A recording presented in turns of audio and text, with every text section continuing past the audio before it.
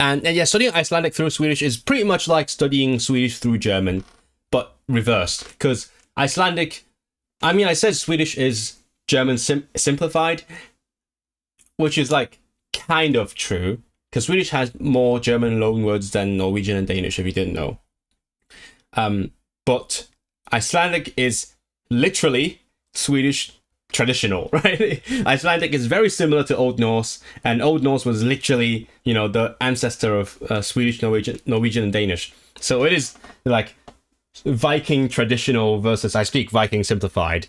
So I imagine lots of things will be familiar, just minus lots of loanwords, because Icelandic had a thing with linguistic purism where they just purged a bunch of foreign words, whether from French or German or whatever, and replaced them with new words that they made up in English, in Icelandic.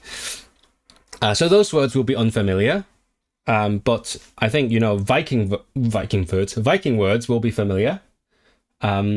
Germanic ones in general, and the structure will be relatively familiar. They've got more cases. When I say more, I mean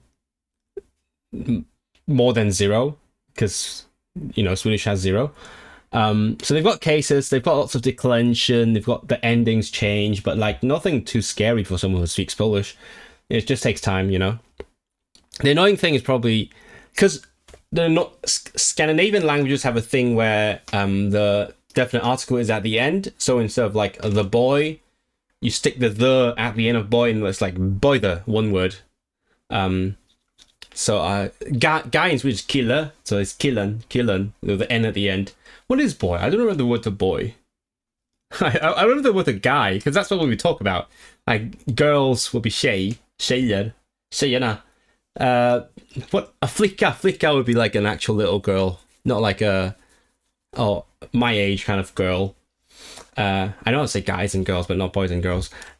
But in Icelandic they do that as well, except the ending also changes by case. So you have like 4 cases times without the definite article and with the definite article times how many 3 genders, right? I think 3 genders. So that's Swedish on hard mode. I looked at Scandi languages once. I got too scared. They're easy. The hardest thing about learning Scandi languages is getting them to speak it to you, because there's the what I've always called the Scandi treatment, where people refuse to speak their language to you. They just literally unconsciously keep speaking English to you. That's the hardest part about learning Swedish, more than anything else. I'm not C2 German, but understanding and comprehension wise, very good. Learning languages through other languages. Yeah, I've always wanted to learn languages through other languages, which has not been easy because there's just less resources in other languages. And when they offered me this opportunity to do the course, they said you could do it in Swedish now or do it in English next year. And honestly, deep down, I mean, there's lots of things to consider, but deep down, I really want to do them on the Swedish, because it's just it's a fun challenge to learn it through a language that I've learned on my own. It would help me brush up my Swedish, and force me to brush up my Swedish rather, and also I would save a lot of time, because if I was to study Icelandic through English, I would have to learn a lot of things that I already know because of Swedish. But if I learn it through Swedish, I wouldn't have to do that. It's like if you speak any kind of Chinese, definitely learn Japanese through Chinese, because otherwise, you would have people would try to teach you all the kanji that you already know. So it's the same idea. So yeah, I have I actually done this in any other language? I don't think I've done that. It's mostly through English. I've tried to do new languages through languages I've learned, but I haven't really managed to do that in any other language, I think. No.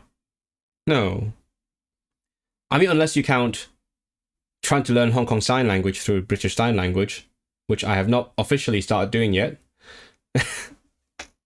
So I don't know. I was hanging out with some Hong Kong deaf people last night. We were mostly signing British Sign, but one of them was like just okay in British Sign, and the other one was like very rudimentary. So it was a lot of like language mixing, and I was like, please teach me some of your language. It's a bit awkward because like I can't request that they teach me for free. It's just not fair unless we're really good friends, which I mean we're okay friends, not like amazingly good friends. But also I don't see any other way of learning their language other than asking them, because like I can't go to any course, and it feels wrong to simply watch some YouTube videos. Anyway, I'm going off on a tangent.